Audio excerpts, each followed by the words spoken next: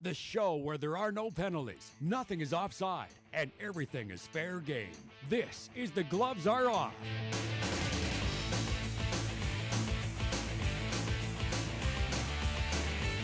Hello and welcome to another edition of The Gloves Are Off. I'm Moses Woldu. We got a great show for you. A couple free agents, well, might be signed, they might not, depending how well it goes on day one on CFL free agency. But these free agents here are definitely be number one picks. I have, of course, Andrew Brethauer, my new co-host. How's it going? I'm a first-round draft pick.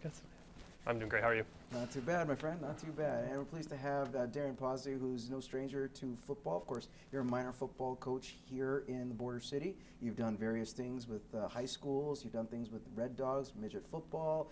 And most recently, you were down as one of the coaches for Football Alberta in Arlington, Texas, representing Canada. How's it going? Very good, thanks. It was a great time, great trip. And obviously came out with a big win, too. We did, yeah, 42-0. Yeah, it was a little unexpected, but the boys played fantastic, so it was well-deserved.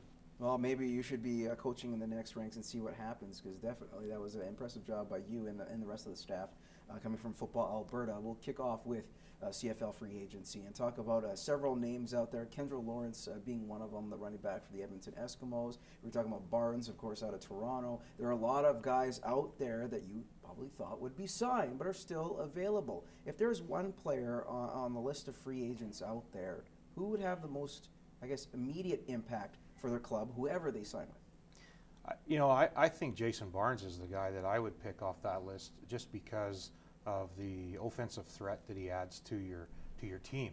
And I mean, he's proven in Edmonton, he's proven in Toronto.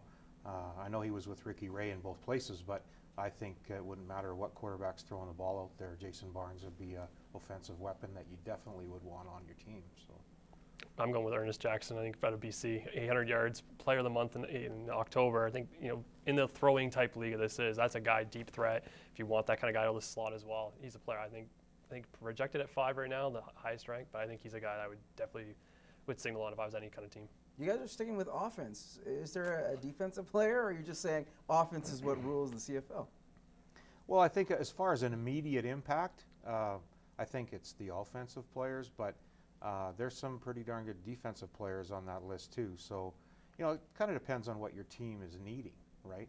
And, so there's a multitude of choices that could be made there. But I think you start with, usually everyone starts with offense. It's kind of the big thing. It's the people who score the points. So, but yeah, there's some teams that need some defensive help, and there's at least a good number of people available, the offensive lineman or defensive lineman. Like you can go either way. So I think they have a good crop in the CFL. It's going to be interesting to see what teams actually, where they address their needs and which ones go defense first or offense first. And you talk about offenses and offensive lines. How about we move to our next story and Richie Incognito now? He's pretty good. In terms of his skill set on the field. Yeah.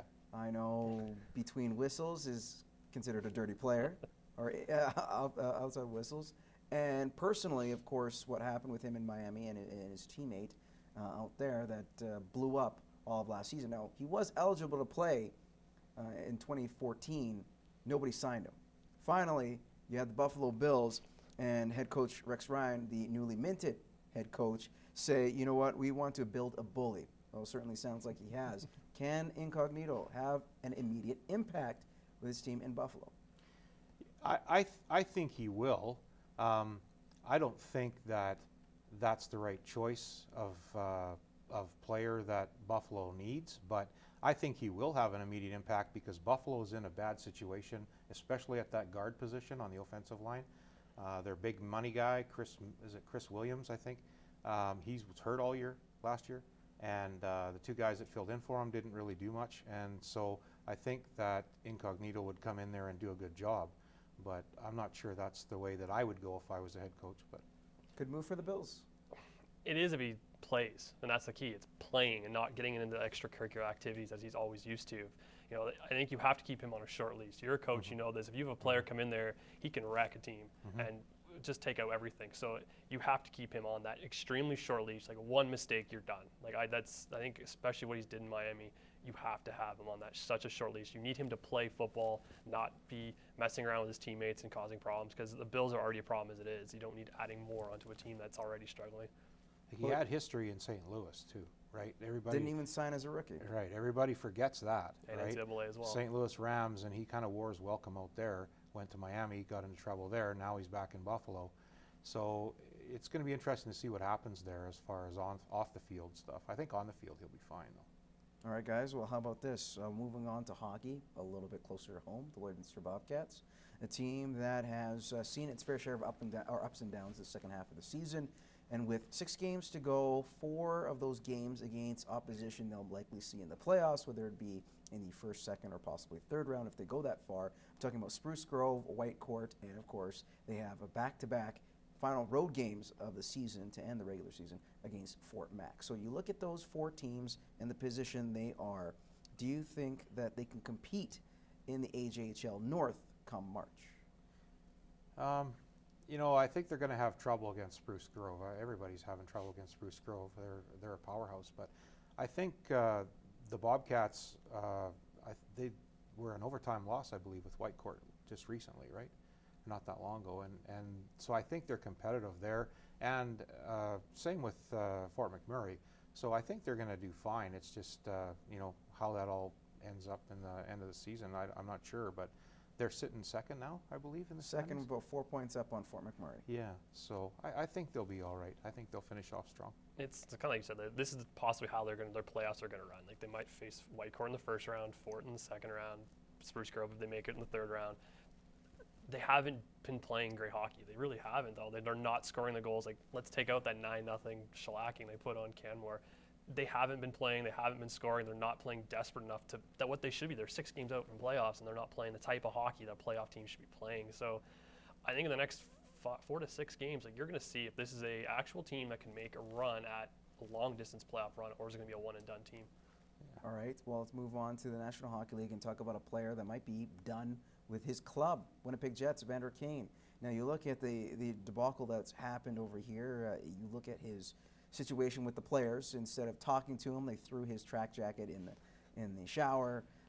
There seems to be a lot of animosity, not just with the players and Kane, but also the management with Kane. Now he's all for the entire season, so it doesn't look like he's tradable until the off season. If someone's going to bid on him then, what do you do if you're the Winnipeg Jets? And who's really to blame, I guess, is the bigger question. Is it the management side, the players, or even Kane himself? I think a lot of it has to fall on the players' shoulders, but you know, the management, hindsight's 20/20, right? But the management end of it, if they had done something back before Christmas and moved them then, they would have obviously got something for him, much more than they will get now. I'm not sure. I heard there's about 6 teams interested in him maybe for next season, but you know, when Kevin Cheveldayoff has to do something, when's he going to do it? Is he going to do it? I don't think he's doing it before the trade deadline for sure, and I would suggest that it's probably not going to be till the off season. But there's always questions with shoulder surgery too, right? Like, I mean, is he going to be able to even come back and perform like he's used to be? I think it's going to be an off season. It's not going to be at the trade deadline. No one's going to load up on a player who Kane played this year or don't even know he can play. I think you have to put the onus on Kane. He is the player and he's responsible for himself. And in this age in the NHL, trading is not as easy as it was. There's no teams that have cap space or want to give up prospects and a player. And like, that's what Kane's going to get. He's going to get a prospect. He's going to get a player. You know, you're looking at 2, 3, maybe even 4 players for a guy like Evander Kane, who's a skilled hockey player. It's, again, the extracurricular stuff that he gets himself involved with. So I think it's just, I don't know if I can blame the management because they have to make the right hockey move. And you can't just throw a guy out there and give away because he has a bad attitude. Because he's going to go to another team and maybe have a better attitude and be a better player. And that's a little bit scary, isn't it? Isn't that run the risk? Like, if you know this player's talented, but yet he's a bad apple within your organization, he goes somewhere else and flourishes, don't you look like the idiot? Like, isn't that the big concern? Or is that, like, or you have to just cut your losses and just save face and be happy with it?